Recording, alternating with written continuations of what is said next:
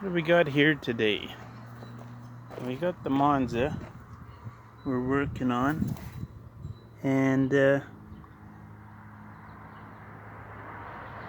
just did a 5-lug S10 axle swap. There was our donor S10 rear end, non-posi, otherwise I would have welded the brackets on and put it in. But anyway, I'll save it. Maybe I'll put a posi in it and put it in at some other time or something. Not quite sure this moment, but I want this thing to be rolling soon. Here's the old mags, old aluminum mags I'm putting on it. Going from a 175 tire to a 215 on the back. We're about 23 inches tall. Factory was around 22 on this one. And winter tires were actually 24. They were pretty tall. So our speedometer should still be okay. It's going to look pretty sweet. Got our old 4-bolt axles and stuff we yanked out. And yeah, still got stuff to do on our front end. Got to finish off the other front control arm. And I have some V8 Monza front springs coming, so I can get that done. But I think it's going to look pretty sweet. I love the old look, the old aluminum mag look, and the BFGs. My favorite tires of all time is the BFG. So I think it's going to look pretty sweet. Definitely enough traction for what I need. Big tire, you don't need them. Ridiculous. I've gone as fast as I've ever wanted to go, up to 180 miles an hour in a quarter mile, and I've only ever had a 10.5-inch tire on the car. You just got to know how to put things together, know how to make everything work properly, weight transfer, blah blah blah. But I think it's gonna look sweet. Some old S10 parts here, so I'm going to save this 10-bolt rear end, and I'll probably end up putting a posi in it or something, probably, and probably do a disc brake conversion on it and then put it in eventually. But for this summer, I'm just going to get all the stuff rebuilt and have it roll in. I'll worry about that. It's going to stop well enough anyway with the S10 front brakes and stuff. It's going to stop just fine as power brakes.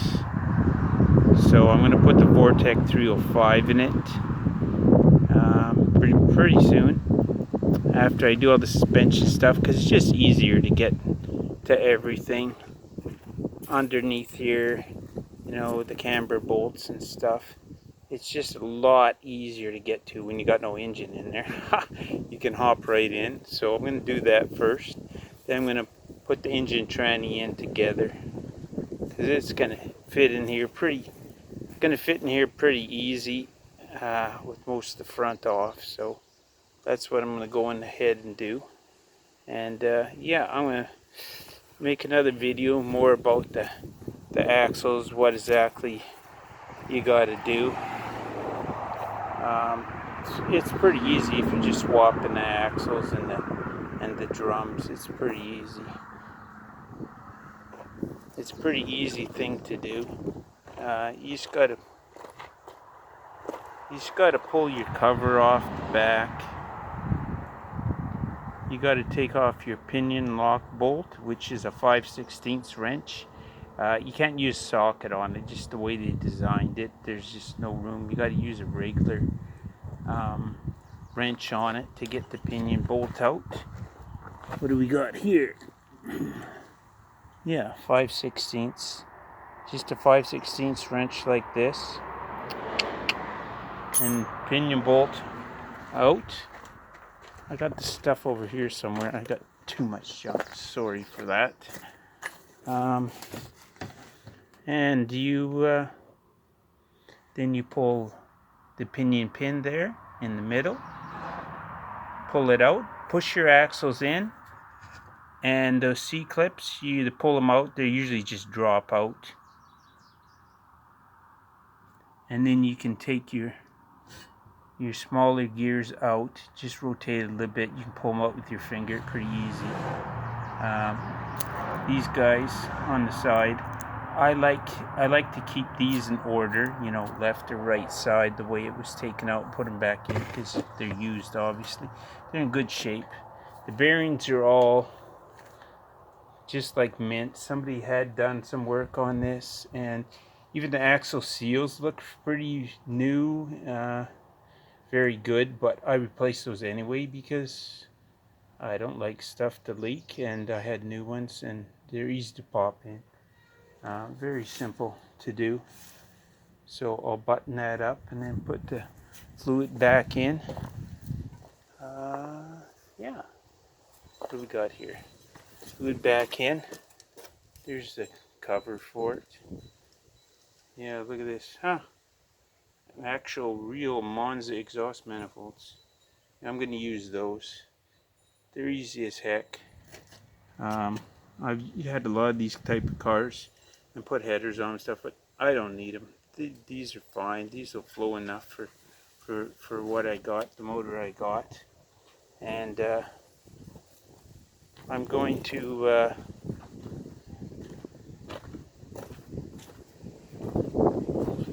just make my own front motor mounts. I'm not going with the factory ones. I just don't like them under there. It's just, to me, it's just a very poor design. A long time ago, they used to actually bolt them to the front of the motor and bolt it in, like the Chevy 348 I got. It's 1959. I rebuilt it. I'm not sure what I'm going to do with it, whether I'm going to put it in something or sell it or what, but it has the front mount plates. That's just the way they came, front mounts. They should have stuck with that. I don't like trying to fish, you know, wrenches and get your fingers underneath the middle of the engine, especially if you have exhaust on or, you know, headers already on the engine or something. It's just a ridiculous design. So I'm just going to make my own front engine mounts. Why not? I make everything else, might as well make that too. And made an adapter for my transmission. It's a Turbo 350, but it had the Buick 3.8 in it, which had a rod goes through the side of the block. So what I'm going to do, I made an adapter plate, and I'm just going to use the Turbo 350, the Buick one, and it'll all bolt in, right? And it has the mounts for the torque arm and all that, so it's going to work mint. I got some rear shocks from a Firebird, brand new ones, and I'm just going to modify the mounts, make them work. So I'll have a little bit more height off the back, which is fine. Who doesn't like them? It's a little bit of stance on the old muscle cars. They're pretty cool. But what else am I going to do? Everything, huh? Yeah.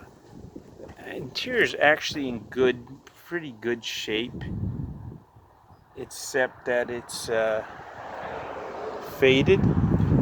Fabric's all faded, but you can actually buy a spray dye and re-dye it if you want, and it'll look good. I mean, they're in good shape. They're not tore up or anything, so it's not a big deal to me. I have some nice custom leather power seats I might put in eventually, but I'm just not sure right now.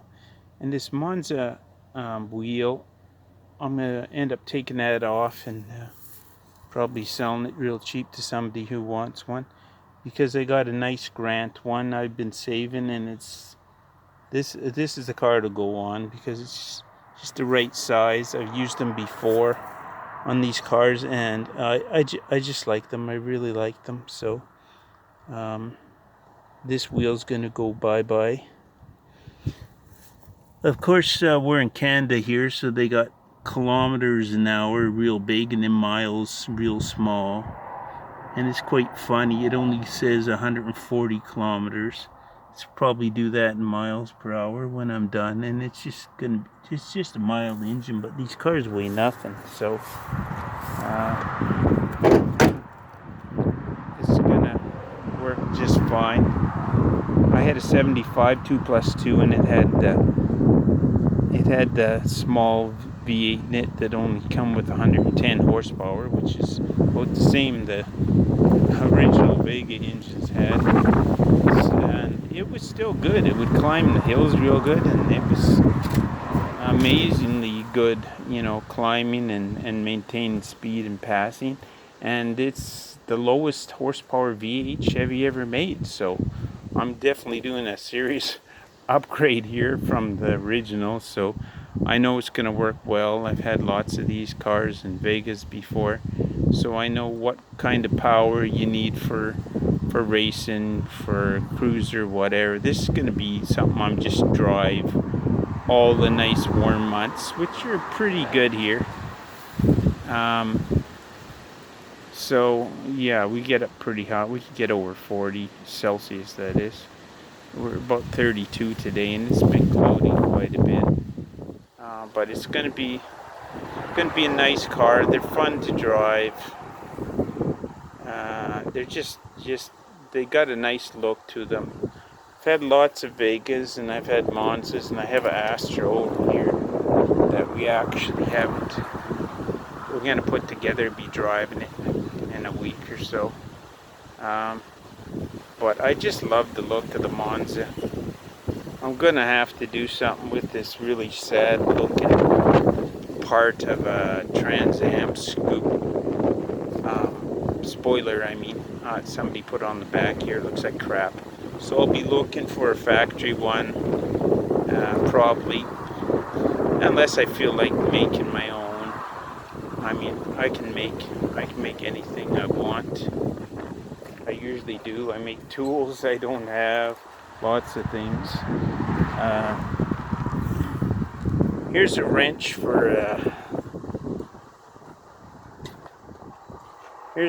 for the angle grinder, and I didn't want to loosen the parking brake cable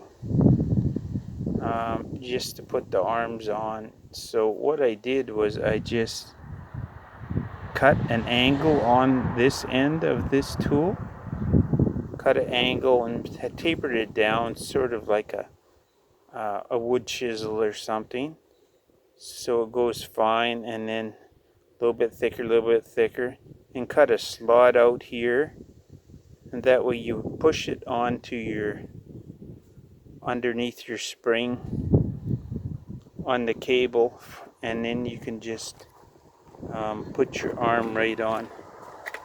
Here's an arm off the S10 here. So you can just get the space you need, and then just slip this onto the cable, and away you go. You don't have to adjust nothing on that, except for your star adjusting wheel that's on here. So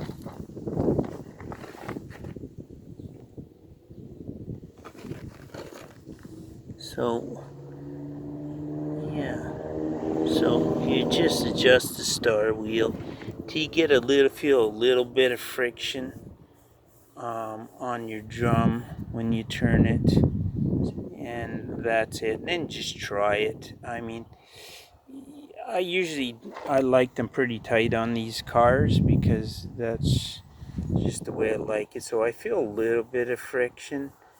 I just feel a little bit, and that's good for me. And when I pull the park brake lever, I like 3 clicks. I shouldn't be able to turn it. I like it pretty tight, so there's a lot. You can put it pretty darn tight when you lock on your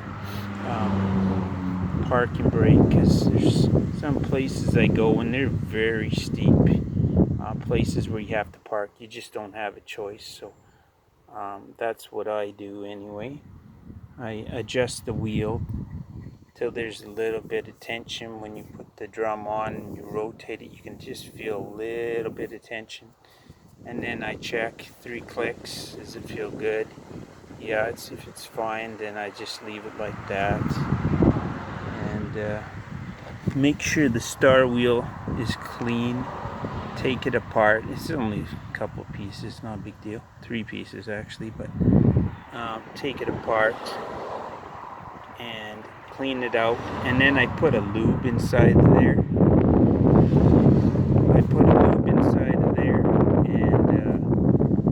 What I use is I use the lube that comes with the polyurethane bushings. It's very sticky and it's very resistant to heat and drying out. And I just put a very thin amount in there because I don't want dirt sticking to it or dust or anything. And then I put a little bit in there, put it back together, and then you adjust them in all the way so it's right tight. Put it together, and then obviously adjust it out until it's all good. This one actually has some beef left on the pads on this S10 thing, but I got new pads and stuff. But some old cars that look like they were never used, and then you look on here and you'll see cracks going down this way, and I've seen the things come right off and they weren't worn out. It's just from age. Old stuff just doesn't hold together, you know. It's nice if you find a car and it has just a few miles, but if it's a 39-year-old car, there's a lot of things you just change so you don't get a headache later. Change the pads and the brake shoes. Change your wheel cylinder, your master cylinder if you already haven't, or get a kit for it, rebuild it yourself. But so that's what we've been doing on the Monza today mostly. I mean, other stuff I've been doing, but to do the axle swap, it's not hard. I've used 82 to 88 S10 axles, and everything worked perfect. Used the axles and the drums, and it worked perfect. These happen to be off in 84, and it's just perfect. There's no rubbing on the backing plate or anything. I just reused the Monza backing plate. You can use the S10 backing plate if you do some mods. But you see here, it's just bolted, 2 small bolts, and then the big one there actually holds it. Actually holds the top part. And on the Monza, there's 4 smaller bolts. And this flange on the back is cut off pretty much around here. It's pretty short. But you can put this on and modify it to work if you want to use the cylinders, rear wheel cylinders from the S10, which look like this. This is an old one. They got a little shorter pistons coming out, flat. There's a little bit of a hook, kind of a hook on the Monza ones, and these pieces are quite a bit longer. The board on this is thicker, is bigger, but there's not a huge difference in the braking if you use the S10 backing plates and then use the cylinders from the S10. It's not a huge difference. I noticed the only difference in the pads from the Monza is the actual pad material is a little bit longer, but otherwise the size is perfectly the same. So I put I can put the S10 ones on with that bit of a mod, but I'm just not fond of the way they made these S10 ones. You know, with that big bolt there is a bit goofy, and then they have this retaining ring. I'm just not thrilled with that. I've never liked that idea. I've seen them where it can wiggle around a little bit in there. That doesn't impress me. The Monza rear wheel cylinder is bolted on, and there's not a huge difference. The bore, like I said, the bore is a little bit smaller than the S10 one, but it's not a big deal. It's not enough to worry about doing it. If you want the braking better on the back, just do a disc swap. Put this on the back. I would suggest you go to all the work to modify this stuff to use the S10 backing plates, this style. We've had a couple styles, but and use the S10 cylinders. It's really not worth the tiny difference there is in the braking. You hardly even notice it, if you even notice it. So I'd suggest just using the S10 axles and the drums and all the other parts. Just use the Monza stuff. You're going to be happy enough with it. If you need to stop more than that, you can. I would suggest get some aftermarket disc set for the back to convert it to this, and just get aftermarket, which there's lots for the S10 stuff for the front. You want aftermarket S10 discs and stuff, because I'm using the S10 spindles and ball joints, and the bigger ball joints on this, so I could order some S10 calipers and stuff. You can get some really good aftermarket ones, but it's really not needed. These cars are so light. I've never had a problem with the braking when you got good size disc on the front. And when I've done this S10 swap with the front spindles and ball joints and the S10 discs and calipers, and the rear axle swap with the S10 drums on the back, it's always stopped pretty good. Of course, it matters if your parts are in good condition. If they're not, if the drums are crappy, you just buy some replacement ones. And I always buy the good quality ceramic pads and brake shoes. And it makes quite a bit of difference, especially if you get a lot of heat. There's lots of very steep hills around here, so you might get some heat going down hills and stuff like that. So I've never had a problem. It's always stopped very well. I'm happy enough with this idea. So this is what I'm doing, and I'll try and make another more informative, more showing what I'm doing or what I did video tomorrow. And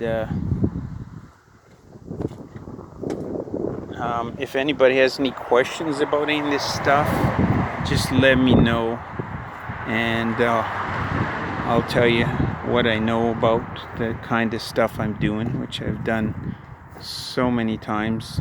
It's unbelievable. I never liked the idea of the bob gum adapters to put a sleeve over top of the Vega or Monza ball joints to make it bigger to put the S10 spindles on. I always thought that was kind of hokey.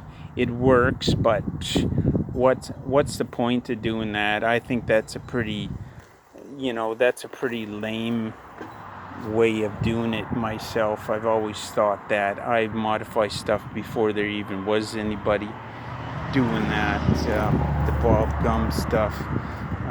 Yeah, he's definitely not the first to do this type of mods to these cars, and he definitely wasn't the best. He had some ideas that are good for some people and worked for him, so he could get the stuff together and stuff, but I definitely prefer using the S10 spindles, but modifying your arms or buy aftermarket arms to use the way bigger S10 ball joints, top and bottom. That's what I do. It's tough as hell. If you're gonna make enough power to pop some wheelies, you don't have to worry about something breaking. So I guess that's it for today, and I thank you for checking out my videos. And if you have some questions, go ahead and ask, because I've done this stuff a lot, but I haven't really shown too many people how to do it or stuff like that. So I'm kind of new to trying to video anything, but I have lots of knowledge in this stuff. So I'm going to try and make some video. I just don't have the right thing right now to video me working on it. So I try and do a bit and make a video like that, and tell what I did and try and explain it a bit.